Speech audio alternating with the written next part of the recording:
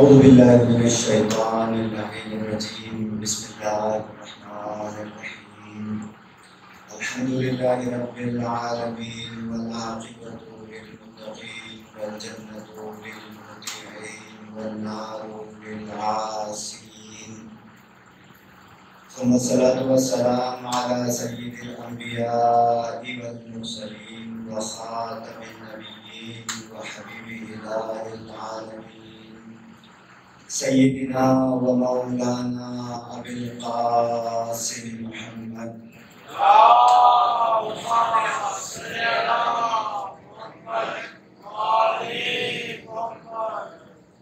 وعلى أهل بيته الطيبين الطاهرين المعصومين المنتجبين المنتخبين الذين أذهب الله عنهم الرجس وطهرهم تطهيرا.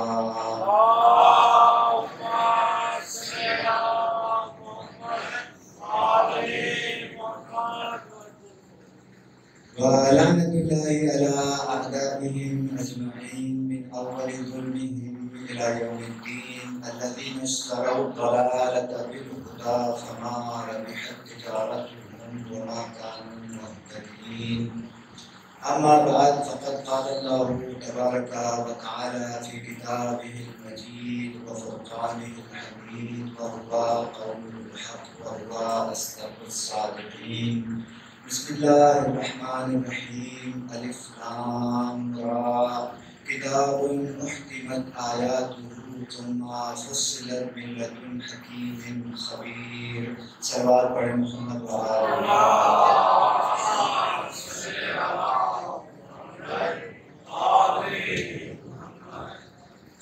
ماہ محرم کی 5ویں تاریخ آج تقریباً گزر چکی ہے، یعنی پہلے عشرے کے تقریباً آدھے روز ختم ہو چکے ہیں۔ اس بات کو مد نظر رکھتے ہوئے جو گفتگو ہم نے شروع کی ہے اس میں جو پیغامات اپنے مد نظر رکھے ہیں کہ وہ آپ لوگوں تک پہنچائے جائیں، اہل بیت کے معارف اور محمد و آل محمد کے مکتب سے اپنی بساط کے مطابق جو خوشہ چینی کی ہے وہ آپ لوگوں کے اس بابرکت اور پربرکت دسترخوان میں رکھنے کی انشاءاللہ کوشش کریں گے۔ تو اس اعتبار سے چونکہ وقت بھی کم ہے، کچھ باتوں کو، کچھ مطالب کو ممکن ہے صرف عنوان کی حد تک یا اس کا تفصیل کے بغیر صرف ٹائٹل آپ لوگوں کے سامنے رکھ سکیں اس بحث کا، تو ممکن ہے بہت سے سوالات، ابہامات بعض افراد کے ذہن میں وجود میں آئیں۔ اس مرحلے یا اس مسئلے کو بھی ہم غنیمت سمجھتے ہیں، اس لیے کہ کہا یہ جاتا ہے کہ معرفت کی کنجی سوال یا شک ہے۔ جب تک انسان کے ذہن میں کوئی سوال وجود میں نہیں آتا وہ اس کے جواب کے در پہ بھی نہیں ہوتا۔ تو اگر ہم آپ کے ذہنوں میں کچھ سوالات بھی داخل کر سکیں یا آپ لوگوں کو کچھ امور کے متعلق متجسس بھی بنا سکیں تو ہم اسے اپنی کامیابی تصور کریں گے۔ صلوات پڑھیں محمد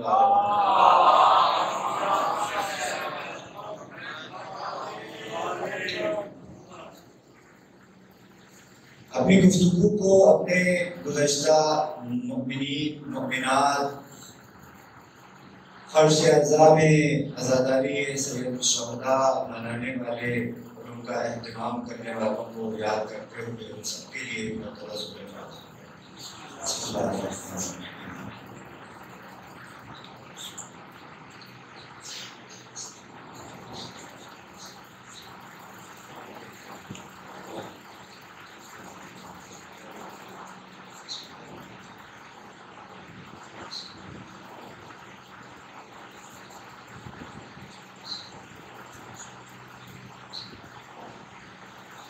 ایک مرتبہ اور بلند تر آواز سے صلوات پڑھیں۔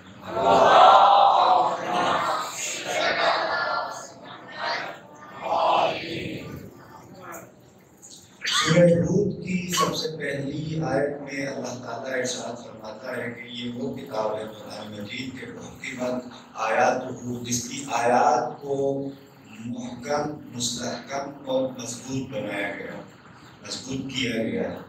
تو معفوظ صلت، اس کے بعد اس کی تفصیل بیان کی گئی ہے۔ ملت الحکیم خبیر، ایک ایسی ذات کی جانب سے کہ جو حکمت والا ہے اور جو خبیر ہے، بہت زیادہ جاننے والا ہے۔ ہم نے عرض کیا تھا خود آیت کے معنی، مضمون، ترجمے میں تفصیل کی جب بات آئی ہے تو اس کا مطلب ہے اس سے پہلے، تفصیل سے پہلے کا جو مرحلہ ہے وہ اجمال اور خلاصے کا مرحلہ ہے۔ یعنی جہاں پر قرآن مجید یہ کہہ رہا ہے کہ احکمت آیاتہ، یعنی قرآن مجید کی تمام آیات کو ایک ہدف اور مقصد کے محور پر جمع کر دیا گیا ہے۔ احکام کے معنی اس آیت میں یہ ہوں گے، ثم فصلت، ایک مقصد، ایک حقیقت کے گرد جمع کرنے کے بعد، ایک حقیقت کے اندر سمو دینے کے بعد قرآن کی آیات کو فصلت، ان کو تفصیل میں تبدیل کر دیا گیا۔ یعنی قرآن کو اجمال سے تفصیل کی جانب بھیجا گیا ہے۔ یہ در حقیقت یہی کیفیت یا یہی حقیقت ہے کہ جس کو آپ قرآن مجید کی تنزیل یا نزول کہتے ہیں۔ اس عالم میں، اس حقیقت میں، ملکوت میں قرآن جہاں پر اپنی وحدت کے ساتھ موجود تھا، جب اس دنیا میں اترا، قلب پیغمبر اکرم صلی اللہ علیہ وآلہ وسلم پر اترا تو پوری تفصیل کے ساتھ اترا۔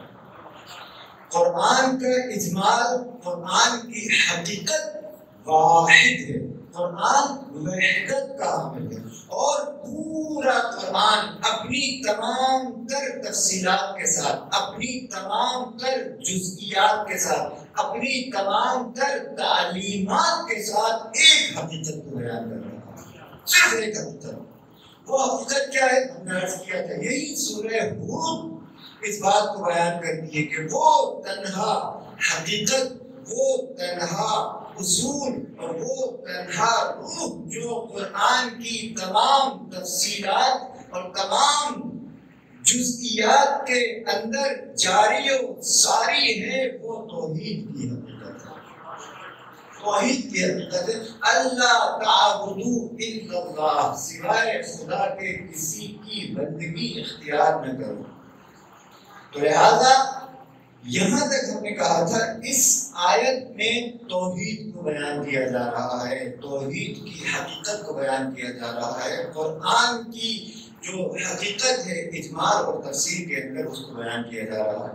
ہم نے عرض کیا تھا قرآن کی ایک مخصوص زبان ہے، یعنی قرآن کی جو کثرت ہے، قرآن کا جو مختلف آیات ہیں، جن میں آیات کے ظاہری معنی میں بہت سے اختلافات پائے جاتے ہیں، مختلف ایک دوسرے سے معنی، جزئیات ہیں، تفصیلات ہیں، قرآن کی ان تفصیلات، قرآن کی ان جزئیات سے اس وحدت تک دوبارہ پہنچنے کی ایک مخصوص زبان ہے۔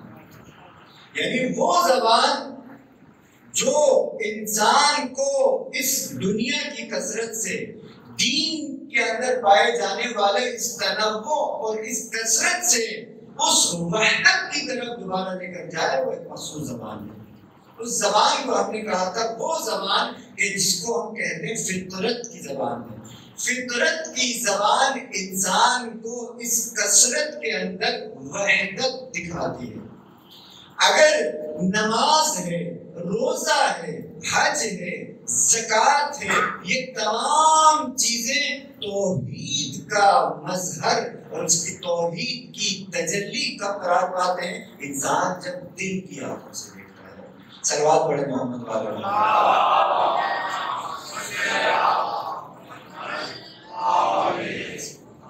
زبان کے حوالے سے ہم نے عرض کیا تھا کہ ایسا نہیں ہے کہ قرآن کی زبان صرف الفاظ پر مشتمل ہے. الفاظ اور آواز، لفظ کے اندر جو محدودیت ہے، اس کا جو نقص ہے وہ یہ ہے کہ لفظ آواز سے تشکیل پاتا ہے. یعنی جہاں پر آواز نہیں ہوگی وہاں پہ کوئی لفظ بھی نہیں ہوگا.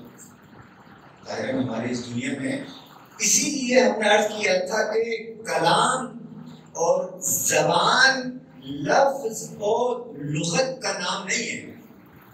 لفظ اور لغت جو ہے وہ محدود نہیں ہے. آپ کہیں کہ زبان یعنی الفاظ اور لغت یعنی اس کو ہم بولی کہتے ہیں. تو لہٰذا یہاں سے آپ یہ دیکھیں جب ہم کہتے ہیں قرآن کی زبان، اس کا مطلب ہے قرآن سے جو معارف دریافت ہوتے ہیں. یہ دیکھیں میں پھر پچھلی گفتگو کی طرف تھوڑا سا ان کو یاد دہانی کرواتا ہوں کہ ہم نے کہا تھا کہ زبان یا کلام کیا ہوتا ہے. در حقیقت یہ ارتباط، رابطہ برقرار کرنے کا ایک ٹول ہے، ایک ذریعہ ہے، ایک وسیلہ ہے انسانوں کے درمیان. انسان اپنی فکر، اپنی سوچ اور اپنے معاشرے کو دوسرے درجے پر پہنچانا چاہتا ہے تو زبان کا سہارا لیتا ہے. اپنی فکر کو، اپنے جذبات کو زبان کے ذریعے سے منتقل کرتا ہے، دوسرے کو سمجھانے کی کوشش کرتا ہے.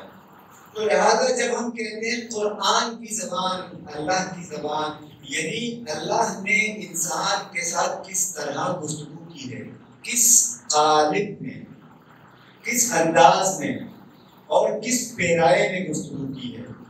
جو قرآن اللہ کا کلام ہے، یہ کلام اس کی زبان کیا ہے؟ اس کی زبان کیا صرف الفاظ اور آوازیں ہیں کہ جس کو ہم تلاوت کرتے ہیں، قرأت کرتے ہیں؟ قرآن کی زبان اس کے الفاظ اور اس کی عبارات اور اس کے کلمات میں محدود نہیں ہے. جس طرح زبان اپنی عام زندگی کے اندر بھی ہم جو ہے الفاظ و آوازوں کا سہارا لینے کے ساتھ ساتھ اشارات کا سہارا لیتے ہیں، حرکات و سکنات کا سہارا لیتے ہیں اپنی بات کو منتقل کرنے کے لیے، پیغام کو منتقل کرنے کے لیے. یہاں پہ آگے ہم نے عرض کیا تھا کہ قرآن کی زبان اگر ممثل اور مجسم ہو کر آئے تو وہ محمد و اہل بیت محبت کی زبان مقدسہ ہے. یہ ہمیں سمجھاتے ہیں کہ قرآن کی حقیقت کیا ہے، قرآن کا معنی کیا ہے.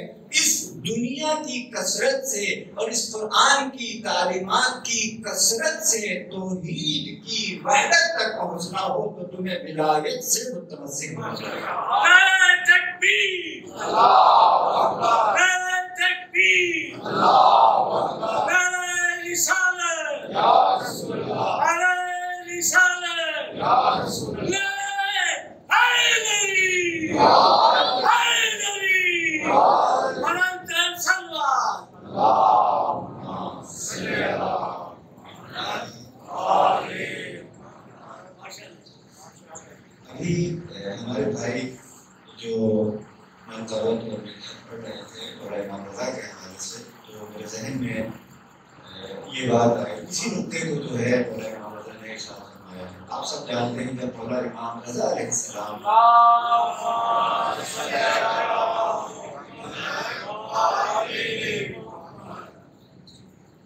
جب مجبور ہوئے مدینہ الرسول کو چھوڑنے پر، خراسان کی جانب، معرف کی جانب سفر کرنے پر مجبور ہوئے، تو نیشاپور کے مقام پر جو تاریخی مجمع تھا، لوگ اپنے ہاتھوں میں قلم اور کتاب لے کر بیٹھے ہوئے تھے کہ وارث رسول کی زبان سے کوئی علم کا گوہر اور معرفت کا کوئی در جو ہے وہ خارج ہو. انسانوں کا جنم غفیر تھا کہ جہاں پر مولا امام رضا علیہ السلام نے کیا ارشاد فرمایا تھا؟ کلمۃ لا الہ الا اللہ حصنی فمن دخل حصنی امن من عذابی. توحید اور لا الہ الا اللہ کا کلمہ میرا قلعہ ہے. اس حدیث کو حدیث سے سلسلۃ الذہب کہا جاتا ہے. سلسلۃ الذہب یعنی ایسی حدیث ہے کہ جو مولا امام رضا سے سلسلہ با سلسلہ جبریل اور ذات الہی تک جس کے سلسلہ موجود ہے، یعنی یہ خود اللہ تعالیٰ کا ارشاد گرامی ہے جو زبان امامت و ولایت سے جاری ہوا ہے۔ کلمۃ لا الہ الا اللہ حسنی، لا الہ الا اللہ کا کلمہ یعنی توحید میرا قلعہ ہے۔ فمن دخل حسنی، جو کوئی بھی میرے اس قلعے میں، جو بھی اس توحید کے پرچم کے پیچھے آ جائے، جو بھی اس توحید کی پناہ میں آ جائے، امینہ من عذابی، وہ میرے عذاب سے محفوظ رہے گا۔ عزیزان محترم، توحید تک پہنچنا بھی جو ہم نے بتایا، قرآن جس ہدف اور جس مقصد کے لیے قرآن نے اس پوری کائنات کا نظام بچھایا ہے، زمین و آسمان کی خلقت، دنیا و آخرت کا وجود، خیر و شر کا وجود، یہ تمام چیزیں اس لیے ہیں کہ انسان توحید کے مقام تک پہنچ سکے، اور اس توحید کے مقام کا حصول ناممکن ہے ولایت کے بغیر۔ امام رضا علیہ السلام کی سواری جب تھوڑی سی آگے گئی تو امام نے دوبارہ یہ ارشاد فرمایا، یہ جو توحید تمہیں عذاب الہی سے بچائے گا، اس کی کچھ شروط ہیں، بشروطہا وانا من شروطہا، ان کی شرائط میں سے ایک میں اس کی شرط ہوں، یعنی ولایت توحید کی شرط ہے۔ صلوات پڑھیں محمد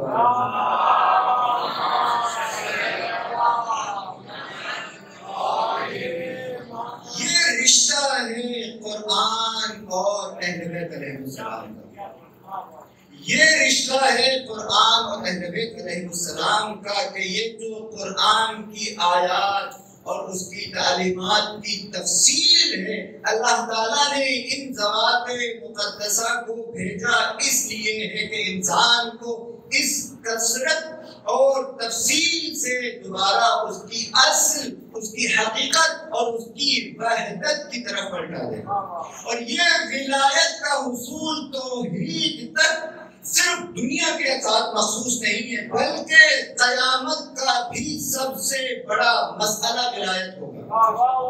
سب سے بڑا مسئلہ قیامت کا ولایت ہے کہ جہاں پر مختلف تعبیرات حدیث میں یہ ملتا ہے، قیامت کے دن انسانوں کو دو گروہوں میں تقسیم کیا جائے گا، کہا جائے گا این محب علی بن ابی طالب، علی کے چاہنے والے کہاں ہیں، وَأَيْنَ الْمُبْغِضُونَ لِعَلِيِّ بْنِ أَبِي طَالِبٍ، اور کدھر ہیں وہ لوگ جو علی سے بغض رکھنے والے ہیں۔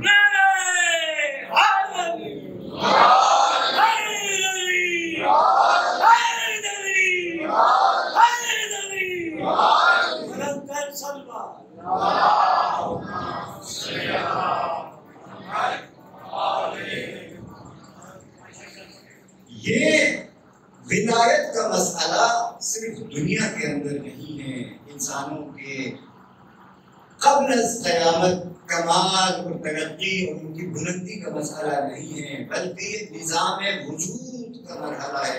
جب تک یہ نظام وجود اور نظام کائنات برقرار ہے، فیض الہی برقرار ہے، ولایت کا وجود لازمی اور ضروری ہے۔ ایک صلوات پڑھیں محمد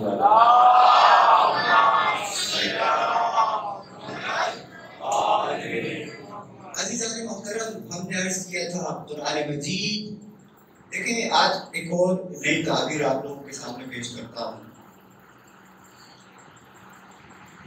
قرآن مجید اور اہل بیت کے بارے میں ہم نے کل عرض کیا تھا، مولا کائنات کا وہ معروف جملہ عرض کیا تھا کہ فَتَجَلَّى لَهُمْ فِي كَلَامِهِ لِخَلْقِهِ مِنْ غَيْرِ أَنْ يَكُونَ رَأَوْهُ، کہ اللہ تعالیٰ نے اپنے کلام کے اندر اپنی مخلوق کے لیے تجلی کی ہے، لیکن من غیر ان یکون رأوہ، ان میں اتنی سخت نہیں ہے کہ وہ اس اللہ کی اس تجلی کا مشاہدہ کر سکے، وہ نہیں دیکھ سکتے۔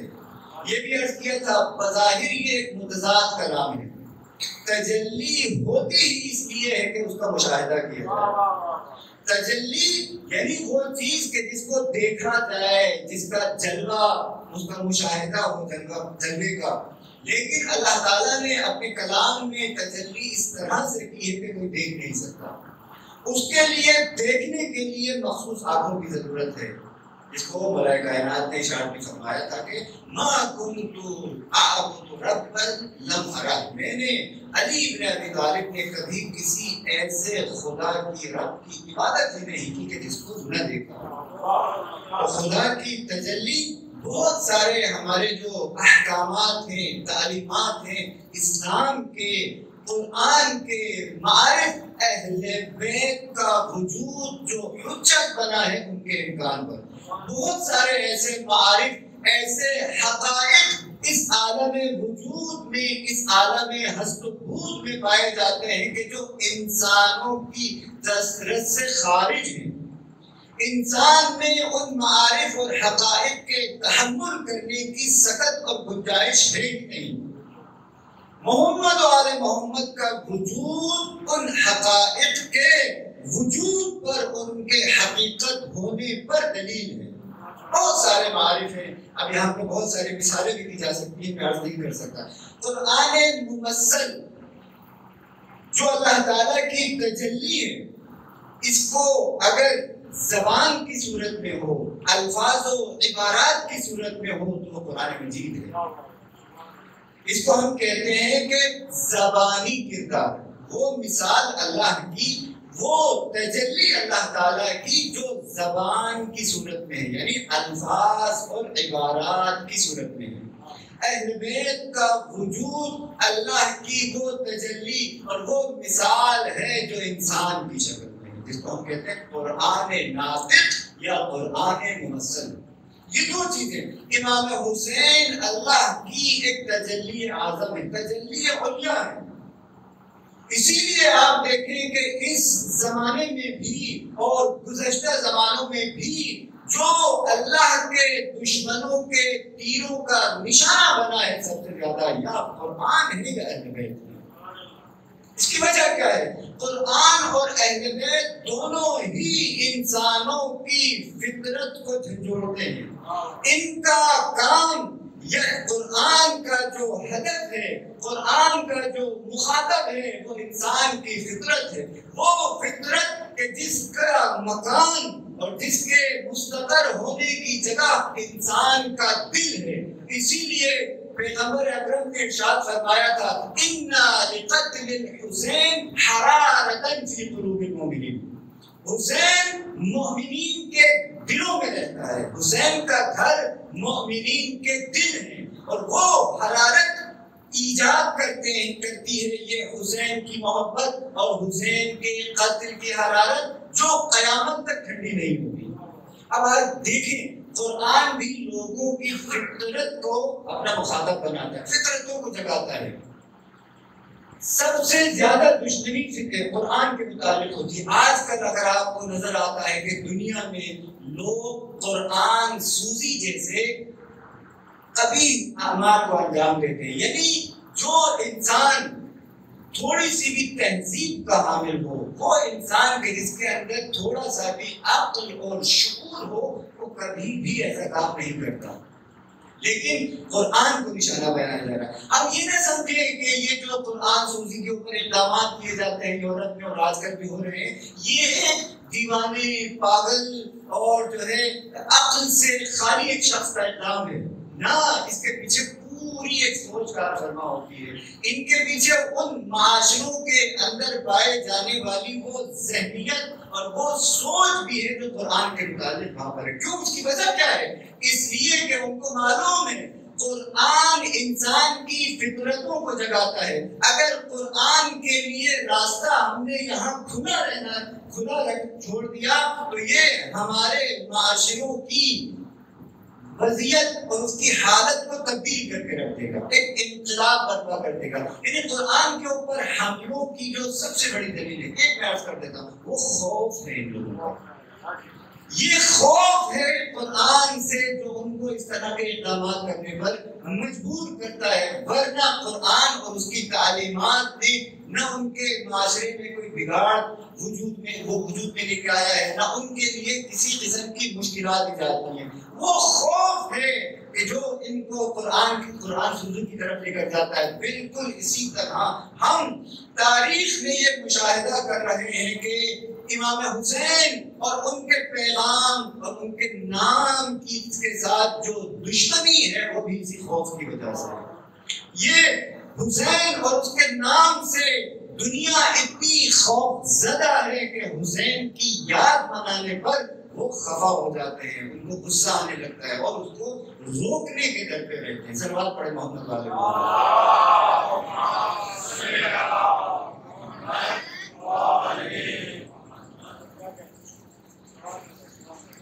عزیزان محترم، اپنی گفتگو کو میں آگے بڑھاؤں۔ ہم نے عرض کیا تھا زبان قرآن کی انسان کی فطرت کو ٹارگیٹ کرتی ہے، یہ فطرت ہے اور فطرت کی جگہ جو ہے وہ دل ہے۔ انشاءاللہ اللہ مجھے توفیق دے یہ جو دل اور قلب کا مرحلہ ہے اس کے بارے میں بھی آپ لوگوں کے سامنے اپنی گزارشات پیش کر سکوں۔ عربی زبان کا انتخاب کے متعلق ہم نے عرض کیا تھا کہ عربی زبان کا انتخاب قرآن مجید کے لیے کس لیے ہوا ہے؟ بہت سارے دلائل علماء یہاں پر پیش کرتے ہیں۔ 100 باتوں کی ایک بات جو ہم نے آپ لوگوں سے عرض کی تھی کہ قرآن مجید نے عربی کا انتخاب اس لیے کیا تھا کہ قرآن کی وہ تفصیلات، قرآن کے وہ حقائق، قرآن کے وہ معارف، قرآن کی وہ گہرائیاں اگر کسی زبان میں سموئی جا سکتی ہے تو وہ عربی زبان ہے۔ عربی کی وسعت وہ جو ہے قرآن کو تحمل کر سکتی تھی۔ اب خود قرآن کی حقیقت عربی زبان کے قالب میں کس طرح منتقل ہوئی ہے کہ زبان اور الفاظ اور آوازیں جو انسان کی تخلیق کردہ ہوتی ہے، جن میں تبدیلی تغیر ہوتا ہے، وہ چیزیں جو جن میں تبدیلی آ سکتی ہے، وہ چیزیں جو مٹ سکتی ہیں، جب قرآن اس زبان کے قالب میں داخل ہوا تو قرآن نے عربی کے ان الفاظ کو ابدی بنا دیا اور معجزہ بنا دیا۔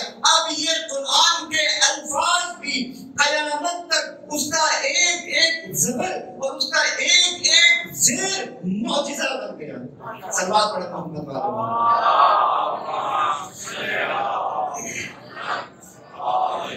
یہ عربی زبان کا کمال نہیں ہے، یہ وحی کا کمال ہے، اس خالق کا کمال ہے کہ جس نے اس عربی زبان کو انتخاب کیا ہے۔ وہ زبان جو کہ انسان کی تخلیق ہوتی ہے، وہ زبان جو کہ جس میں تغیر اور تبدل آتا ہے، جو مٹ جاتی ہے، تبدیل ہو جاتی ہے، اس کو ابدی بنا دیا اور غیر قابل تغیر بنا دیا۔ قیامت تک نہ اس کے ایک زیر میں تبدیلی آئے گی نہ زبر میں تبدیلی آئے گی۔ یہاں سے قرآن کی وسعت، قرآن کے اندر معانی کا جو سمندر ہے اس کو کس طرح سے سمجھا جاتا ہے۔ کل بھی ہم نے آپ سے عرض کیا تھا 2 اہم مباحث اور موضوعات کی طرف کل کی مجلس میں نے اشارہ کیا تھا۔ ایک جس کو ہم نے کہا تھا تأویل کی بحث کے، جہاں پر ظاہر اور باطن کی بات ہے۔ قرآن کا ایک ظاہر ہے اور ایک باطن ہے، ظاہر کے اوپر مشتمل ہے اور باطن کے اوپر مشتمل ہے۔ اور ایک چیز جو خود یہ قرآن کے اندر پائی جانے والی حقیقت ہے، تمام انسانوں سے منقطع نظر خود قرآن اپنی حقیقت میں ظاہر اور باطن کے اوپر مشتمل ہے۔ لیکن تھوڑا سا ظریف نکتہ عرض کرنے جا رہا ہوں، تھوڑی سی آپ توجہ دیں۔ قرآن بذات خود ظاہر اور باطن کے اوپر مشتمل ہے، یعنی قرآن کے معارف عالم وجود میں، حقیقت میں، عالم کون میں تہ در تہ معارف پھیلے ہوئے ہیں، سمائے ہوئے ہیں۔ اتنے زیادہ معارف ہیں قرآن کے کہ جس کی کوئی انتہا نہیں ہے۔ اس کو ہم کہتے ہیں قرآن کے ظاہر اور اس کے بطن کی وجہ سے، باطن کی وجہ سے۔ یہ قرآن کی بذات خود ہے۔ لیکن کل ہم نے ایک اور بحث کی جانب بھی آپ لوگوں کے سامنے اشارہ کیا تھا کہ جو مولا امام حسین علیہ السلام نے ارشاد فرمایا تھا کہ قرآن کے معانی، اس کے حقائق اور اس کے ظاہر اور باطن کو دریافت کرنے کے حوالے سے انسانوں کی کتنی اقسام بنتی ہیں. یعنی یہ انسانوں کے اعتبار سے تقسیم ہے، جبکہ ظاہر اور باطن خود قرآن کے اعتبار سے اس کی تقسیم ہے.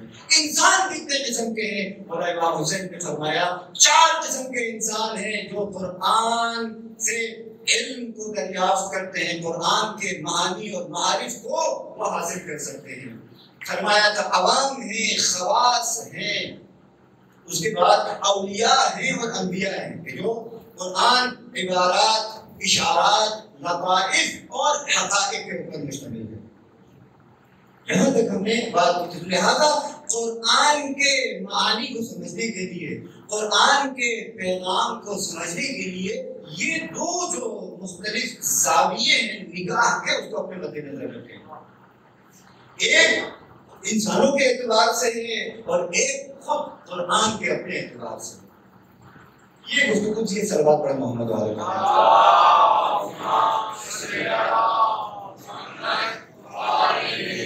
انشاءاللہ اس کے اوپر بھی آگے چل کے بھی گفتگو کرنے کی کوشش کریں گے. یہاں پہ صرف قرآن کے معانی، مطالب اور حقائق کی گہرائی اور گہرائی ایک مثال میں عرض کرتا چلوں تاکہ آپ لوگوں کو جو میں باتیں کر رہا ہوں وہ آپ لوگوں کے دلوں میں بھی اترے. علامہ طباطبائی جو اس زمانے کے سب سے بڑے مفسر ہیں، المیزان کی تفسیر القرآن ان کی اس زمانے کی بہت بڑی، سب سے اعلیٰ تفسیر مانی جاتی ہے. بہت سارے علماء کا یہ ماننا ہے، یہ کہنا ہے کہ جس نے تفسیر المیزان کا مطالعہ نہیں کیا وہ قرآن کے بہت سارے حقائق اور معارف سے محروم ہیں. ان کے جو شاگرد رشید ہیں استاد شہید مرتضیٰ مطہری، وہ فرماتے ہیں کہ مجھے جب بھی کوئی مسئلہ ہوتا ہے، جب بھی مجھے کوئی مشکل ہوتی ہے تو میں المیزان کی طرف رجوع کرتا ہوں. میرا کوئی ایسا مسئلہ نہیں ہے جو مجھے المیزان سے جس کا جواب نہ ملا ہو. تو جو شاگرد ہیں ان کی حیثیت آپ کے سب کے سامنے مسلم ہے. وہ استاد کے متعلق ان جیسا شاگرد رشید یہ فرما رہا ہے. علامہ طباطبائی سورہ بقرہ کی 102 نمبر آیت کی تفسیر میں دیکھیں، یہ آیت تھوڑی سی طویل ہے اس لیے میں عرض نہیں کر رہا ہوں، بہت زیادہ ہمارے پاس وقت نہیں ہے. صرف نمبر میں آپ کو بتا دیتا ہوں، اس کے جا کے آپ مطالعہ کیجیے. حضرت سلیمان اور جو شیاطین اور جن تھے ان کا مسئلہ ہے، اور اس میں اور دوسرے بھی کچھ مسائل کا ذکر ہوا ہے.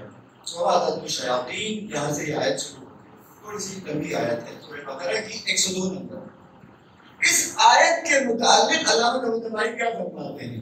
دیکھیں عربی زبان میں ہم نے کہا تھا معنی کی گہرائی بہت زیادہ ہے. اس کو صرف یہ ایک مثال عرض کر رہا ہوں. علامہ فرماتے ہیں کہ سورہ بقرہ کی اس ایک آیت کے اندر 12,60,000 معنی کا احتمال پایا جاتا ہے. 12,60,000 معنی اس ایک آیت کے ہو سکتے ہیں. معمولی تعداد نہیں ہے، 12,60,000 معنی ایک آیت کے. تو قرآن نے عربی کے طالب نے جو معانی کا سمندر سمایا ہے اس کی یہ مثال ہے. 12,60,000 احتمالات اس ایک آیت کے متعلق پائے جاتے ہیں. اور سب سے زیادہ عجیب بات یہ ہے کہ ان تمام 12,60,000 جو معانی کا احتمال ہے، ان کے باوجود بھی اس آیت کی فصاحت اور بلاغت میں معمولی سی آنچ بھی نہیں آتی. یعنی آپ دیکھیں، آپ بہت سارے کلام اٹھا کے دیکھ لیں، ایک اگر آپ کہیں گے یہ ممکن ہے یہ معنی ہو اور اس طرح سے اس کے معنی ہو، دوسرے معنی یہ ہو سکتے ہیں، اس طرح سے یہ معنی ہے، تیسرے معنی یہ ہے اور اس طرح سے یہ، چوتھے معنی میں آپ کہیں گے یار یہ جو زبان کی جو ادب کی جو ظرافت ہے وہ اس چوتھے معنی کی اجازت نہیں دیتی. یعنی فصاحت اور بلاغت کے پیمانوں کے اوپر یہ چوتھا معنی نہیں آتا. یا پانچوں معنی نہیں آتا، ان کے اندر ایک سٹاپ لگ جائے گا، توقف وہاں پر آ جائے گا۔ قرآن مجید کی ایک آیت میں 12,60,000 معنی کے احتمال کے باوجود بھی اس کی بلاغت اور فصاحت اور اس کے ادبی ظرافت میں معمولی سا بھی فرق نہیں آتا۔ صلوات پڑھیں محمد والے محمد۔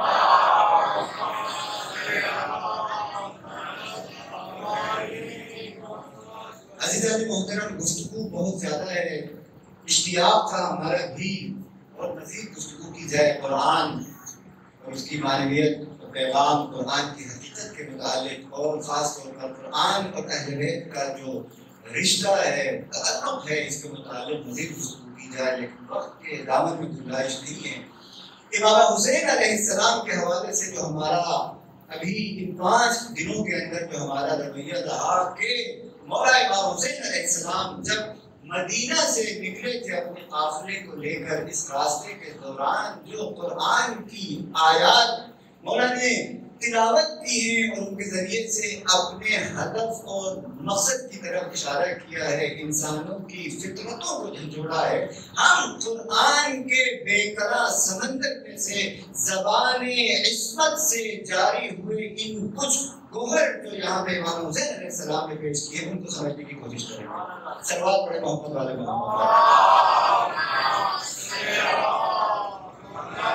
ترتیب سے جو آیات ہم نے اب تک پیش کی تھی وہ سلسلہ ہمارا یہاں تک آیا تھا کہ آخری جو آیت ہم نے پیش کی تھی، کل مولا امام حسین جب مکہ سے خارج ہوئے تھے تو مکہ کے گورنر نے جو فوج بھیجی تھی امام کا راستہ روکنے کے لیے، اس موقع پر جو امام نے آیتیں قرآن کی تلاوت کی تھی کل ہم نے ان کو پیش کیا۔ مکہ سے آگے چل کر ایک منزل کا ذکر کیا گیا ہے، وہ ذات عرق، عین رے قاف عرق، یہاں پر بھی زیر ہے جس کو ہم کسرہ کہتے ہیں، ذات عرق نامی ایک منزل تھی، وہاں پر امام حسین علیہ السلام کی ملاقات بنی اسد کے قبیلے کے ایک فرد کہ جس کا نام بشر ابن غالب بیان کیا گیا ہے روایات میں، اس سے ملاقات ہوتی ہے امام کی جب ملاقات ہوتی ہے امام اس سے پوچھتے ہیں کہ تم کس قبیلے کس قوم سے تعلق رکھتے ہو، تو وہ شخص بشر یہ عرض کرتا ہے کہ مولا میں بنی اسد سے میرا تعلق ہے۔ اس کے بعد مولا امام حسین اس اسدی مرد سے پوچھتے ہیں کہ تم کہاں سے آ رہے ہو، تو وہ کہتا ہے مولا میں عراق سے آ رہا ہوں، کوفے سے آ رہا ہوں۔ اس کے بعد امام حسین علیہ السلام اس سے سوال کرتے ہیں تو تم نے اپنے پیچھے عراق کو اور کوفہ کو کس حالت میں چھوڑا، یعنی جب تم کوفہ سے عراق سے نکل رہے تھے وہاں کے حالات کیا تھے؟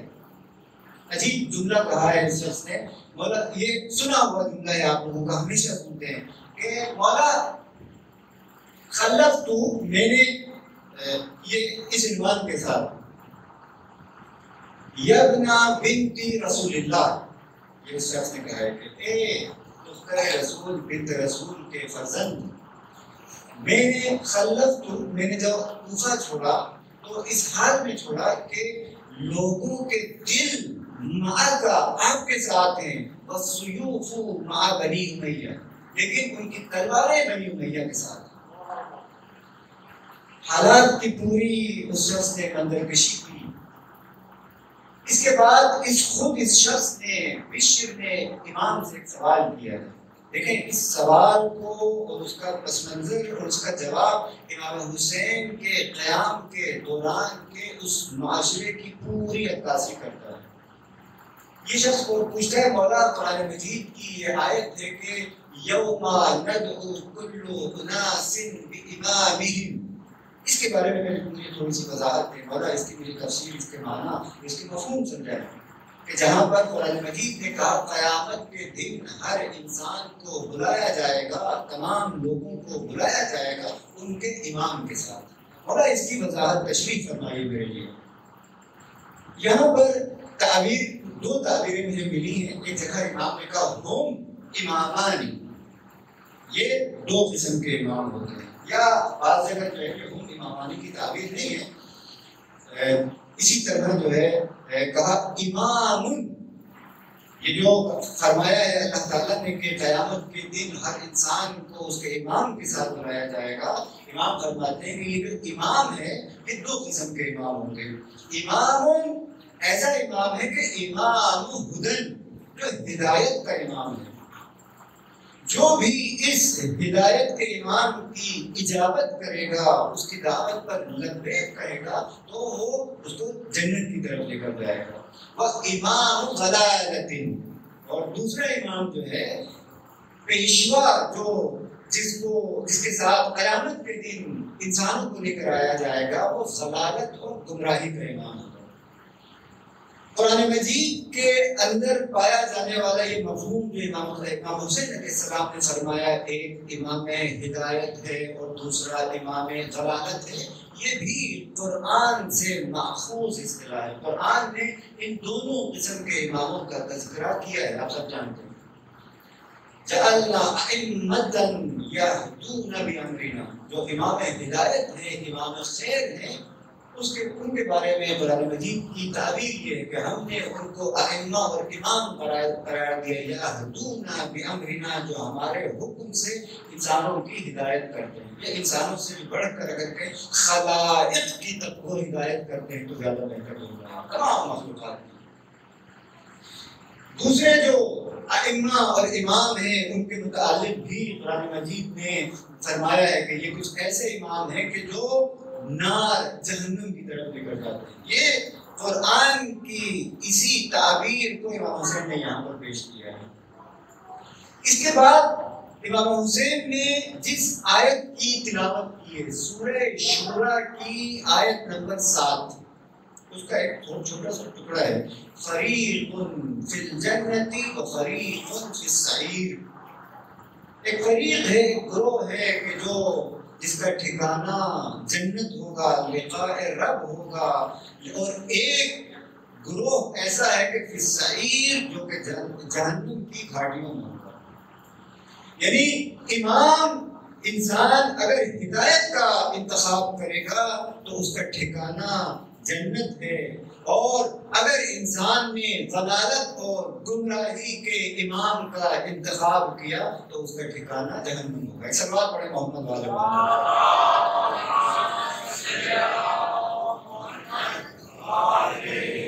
یہ اس ماجرا کی ظاہری تصویر تھی جو میں نے آپ لوگوں کے سامنے پیش کی کہ اس طرح کا ایک ماجرا پیش آیا اور امام نے اس طرح سے فرمایا. اب ہم اس کی تھوڑی سی تحلیل کرتے ہیں، اس کے پس منظر کو اگر سمجھنا چاہیں. سورہ شورا کے بارے میں آپ اس کو پڑھیں.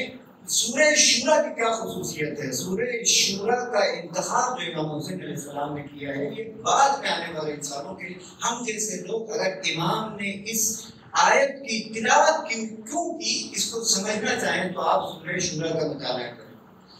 سورہ شورا کے اندر وہ موضوع اور وہ مسئلہ جو اس کی جان اور اساس ہے، وہ ولی اور ولایت کا مسئلہ ہے.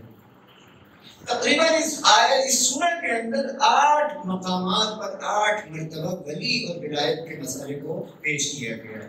یہ جو سورہ 7 نمبر کی جو آیت ہے، یہ اس کا ہم کہتے ہیں سیاق یا پس منظر. 6 نمبر سے لے کے 10 نمبر تک 3 سے 4 آیات ہیں. ان کو آپ دیکھیں، 3 آیات کے اندر ولی اور ولایت کی بحث. امام حسین نے اس آیت کا انتخاب کیا اس وجہ سے، بنیادی طور پر یہ آیت ولایت کے مسئلے سے ملتی ہے. ولایت کے مسئلے سے ملتی ہے، اس کا کیا مطلب؟ اب یہاں پہ دیکھیں.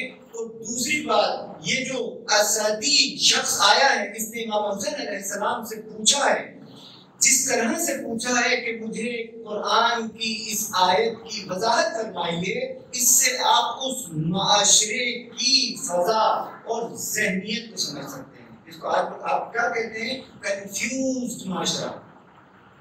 کنفیوژن ایسی چیز وہاں پر اضطراب اور تحیر اس طرح سے پھیلا ہوا تھا اس وقت اور اس زمانے میں کہ لوگوں کو سجھائی نہیں دیتا تھا کہ اس حق اور صحیح راستہ کون سا ہے. ہم نے کس کی پیروی کرنی ہے؟ ہم نے حسین کو اپنا ولی اور امام بنا کر ان کی اقتدا کرنی ہے یا یزید کو اپنا پیشوا بنانا ہے؟ کنفیوژن کا شکار ہے۔ امام حسین علیہ السلام نے اس آیت کے ذریعے سے اس کنفیوژن کو دور کیا۔ پہلی بات، اگرچہ اس شخص نے امام سے پوچھا تھا، لیکن امام نے یہ کنفیوژن، یہ اضطراب اور یہ تحیر قیامت تک کے لوگوں کے لیے دور کر دیا۔ حق اور باطل میں ولی خدا کی رکاب میں شامل ہونا ہے، انسان نے حق کے ساتھ شامل ہونا ہے۔ صلوات پڑھیں محمد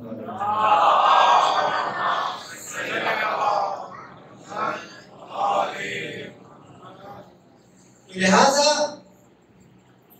اس آیت کا، چونکہ وقت نہیں ختم ہو گیا ہمارا وقت ہے، اس آیت کے ذہن میں آخری نقطہ میں عرض کرتا ہوں۔ اس آیت کا ایک اور پیغام کیا ہے جو امام حسین نے ارشاد فرمایا کہ اس دنیا کے اندر ولی خدا، حجت خدا کی ندا پر جو لبیک کہے گا، فریق فی الجنت، قیامت کے دن ولی الہی اس کی حل من ناصر ینصرنا کی سطح پہ جواب دے گا، اس کو اپنے ساتھ جنت۔ میں نے شروع میں عرض کیا تھا کہ توحید تک پہنچنا ولایت کے ساتھ۔ اگر دنیا میں تم نے حسین کا ساتھ دیا تو آخرت میں حسین تمہاری دستگیری کرے گا۔ اگر دنیا کے اندر تم نے حسین کو چھوڑ دیا تو فریق فی السعیر، تمہیں جو ہے قیامت کے دن تمہاری کسی صدا کو، آخرت کے دن تمہاری کسی صدا کو نہیں سنے گا حسین، تم جاؤ گے جہنم میں اور اس کی گھاٹیوں میں تمہارا ٹھکانہ۔ یہ امام حسین نے در حقیقت وہ میزان، وہ معیار بھی بتا دیا لوگوں کو سعادت اور شقاوت کا۔ وہ میزان اور وہ معیار کیا ہے؟ وہ ولی کی ولایت ہے۔ اللہ کی ولایت کے پیچھے جو شخص ہوگا وہ سعید ہے اور اس کو سعادت نصیب ہوگی۔ صلوات پڑھیں محمد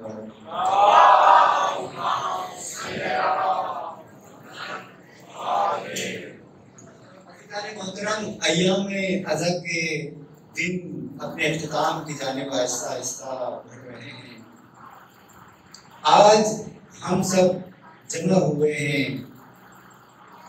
محمد و آل محمد کے گھرانے کے ان بچوں کے اوپر ماتم کرنے کے لیے کہ جن کی ماں نے اپنے بچوں کے اوپر دریا نہیں کیا، ماتم نہیں کیا۔ عزیزان محترم، جب امام حسین علیہ السلام کا قافلہ مدینے سے نکلنے کے لیے تیار ہوا تو سیدہ بی بی زینب سلام اللہ علیہا انتہائی سراسیمہ حالت میں بھائی کے پاس پہنچی کہ بھائی حسین، تم نے مدینے سے خارج ہونے کا، نکلنے کا ارادہ کیا۔ بھیا حسین، آپ جانتے ہیں یہ بہن آپ کے بغیر رہ نہیں سکتی۔ بھیا حسین، مجھے بھی آپ کے ساتھ جانا ہے۔ یہاں پر یہ الفاظ ہیں روایات کے، امام حسین علیہ السلام نے فرمایا بہن اپنے شوہر عبداللہ ابن جعفر طیار سے آپ اجازت بھی کرنا ہے ان کے پاس جانا۔ جناب زینب سلام اللہ علیہا اپنے خاوند جناب عبداللہ ابن جعفر طیار سے اجازت لینے کے لیے جب جاتی ہیں، یہ روایت کے الفاظ ہیں کہ ان کو کوئی بیماری، کوئی مرض لاحق ہو گیا تھا جس کی وجہ سے وہ بستر پر تھے۔ جناب زینب سلام اللہ علیہا ان کے سرانے پر تشریف لے گئی۔ وہاں پہ اس غمزدہ حالت میں کچھ کہہ نہ سکی، شوہر کے سرانے بیٹھی ہوئی، بیوی کی آنکھوں سے جب آنسو جاری ہوئے اور جناب عبداللہ کی پیشانی میں جب وہ آنسو گرے تو جناب عبداللہ کی آنکھ کھلی۔ پوچھا بی بی کیا ہو گیا، آپ کیوں گریہ فرما رہی ہیں؟ تو جناب زینب نے کہا میرا بھائی حسین مدینہ چھوڑ کر جا رہا ہے، تم جانتے ہو عبداللہ کہ میں اپنے بھائی کے بغیر نہیں رہ سکتی، مجھے اجازت چاہیے کہ میں اپنے بھائی کے ساتھ جاؤں۔ جناب عبداللہ نے یہ کہا بی بی شہزادی تمہیں پریشان ہونے کی ضرورت نہیں ہے، یہ بات تو تمہارے اور میرے عقد کی شرائط میں درج ہے کہ جب کبھی بھی تم سفر پہ اپنے بھائی کے ساتھ نکلنا چاہو تو میں تمہیں نہیں روکوں گا۔ جائیں آپ امام حسین کے ساتھ، اپنے بھائی کے ساتھ، مولا کے ساتھ ضرور جائیں۔ یہ روایت کے الفاظ ہیں، شہزادی جاتے جاتے میرے ان دونوں بچوں کو بھی اپنے ساتھ لے کر جائیں۔ اور یہ دیکھیں، یہ ہے ابو طالب کی اولاد، جعفر کا بیٹا، ابو طالب کا پوتا، رسول اور اس کی اولاد کا کتنا خیال ہے۔ جناب عبداللہ نے یہ فرمایا، یہ کہا کہ بی بی جاتے جاتے میرے ان دونوں بچوں کو بھی اپنے ساتھ لے جانا، اگر کہیں کوئی جنگ کا ماحول بنے، کوئی جنگ کی صورتحال پیش آئے تو حسین پر، فرزند رسول پر میرے ان دونوں بچوں کو قربان کر دینا۔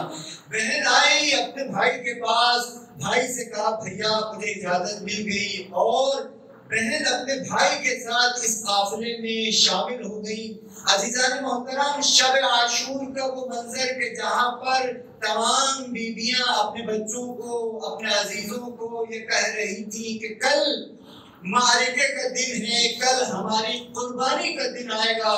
جناب زینب سلام اللہ علیہا ایک خیمے کے اندر اپنے دونوں بچوں، دونوں شہزادوں اور محمد کو لیے بیٹھی ہوئی تھی۔ یہ کہہ رہی تھی دیکھو میرے بچوں، تم نے اپنے ماموں مولا حسین کا خطبہ اور ان کی تقریر سنی، کل کے دن تمہیں سرخرو ہونا ہے۔ بچوں نے انتہائی جوش کے ساتھ کہا اماں آپ پریشان نہ ہو، کل ہم جنگ کے وہ جوہر دکھائیں گے کہ لوگوں کو جعفر طیار کی جنگ یاد آ جائے گی۔ ایک مرتبہ ظہر عاشور تک جب تمام اصحاب باوفا اپنی جانوں کا نذرانہ پیش کر چکے، اب اہل بیت کی باری آئی تو جناب زینب سلام اللہ علیہا انتہائی پریشان ہیں۔ وہ اپنے بچوں کو اپنے بھائی کے اوپر قربان کرنے کے لیے ایک مرتبہ امام حسین علیہ السلام کی خدمت میں حاضر ہوتی ہے، بھیا مجھے اجازت دیجیے میں اپنے بچوں کو آپ کے اوپر قربان کروں، ان کو جنگ کے لیے روانہ کروں۔ امام حسین نے کہا زینب یہ عبداللہ کے بچے ہیں، یہ عبداللہ کے بچے میں کس طرح سے اجازت دے سکتا ہوں ان کو جنگ کی۔ جناب زینب سے فرمایا بھیا حسین ان کو جنگ کے لیے عبداللہ نے ہی بھیجا ہے۔ جناب زینب نے اتنا اصرار کیا، اصرار کے بعد امام حسین نے بچوں کے جنگ کے لیے جانے پر جب آمادہ ہوئے، ایک مرتبہ دونوں بچے گھوڑے پر سوار ہو کر اشقیاء کی جانب بڑھے۔ آپ کو معلوم ہے یہ اہل بیت کے گھرانے کے بچے ہیں، یہ علی مرتضیٰ کے نواسے، جعفر طیار کے پوتے ہیں۔ ان کا ماموں عباس ہے کہ جس نے جنگ کے ہنر اور گر عباس سے سکھائے۔ عباس سے جنگ کا ہنر سیکھنے والے بچے جب اعداء کی طرف گئے تو اعداء کے جنازوں کے جنازے بکھیر دیے۔ عزیزان محترم، ایک موقع پر چھوٹا بھائی گھوڑے سے جب زمین کی طرف آیا تو بڑے بھائی نے کہا بھیا کچھ دیر میں بھی آپ کی طرف آنے والا ہوں۔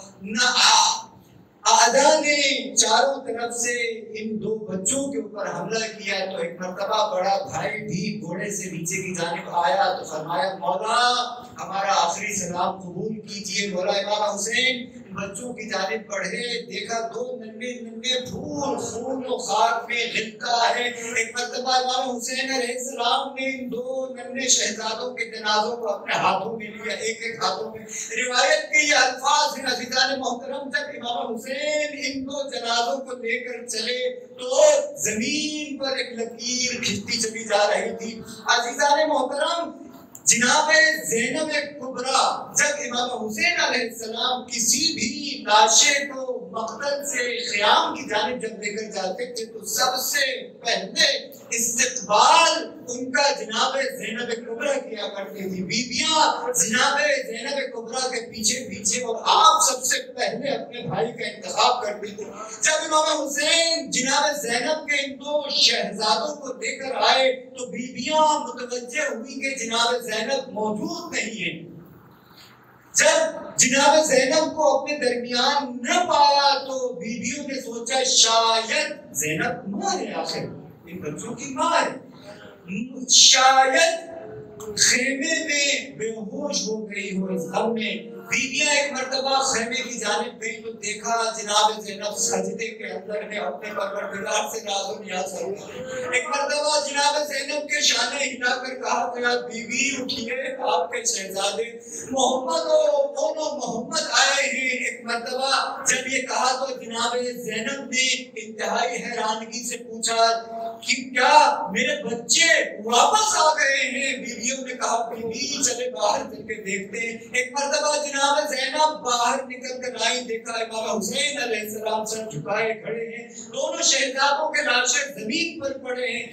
اب بیویاں یہ سوچ رہی تھی کہ اپنے بچوں کے لاشیں دیکھ کر زینب زمین پر گر نہ جائے۔ ایک مرتبہ بیویوں نے دیکھا کہ جناب زینب سلام اللہ علیہا اپنے دونوں شہزادوں کے لاشوں کے درمیان ایک جگہ بنا کر سجدریز ہو کر یہ کہتی ہے پروردگارا تیرا شکر، تو نے زینب کو سرخرو کر دیا، پروردگارا تو نے زینب کی اس قربانی کو قبول کیا اپنی درگاہ میں۔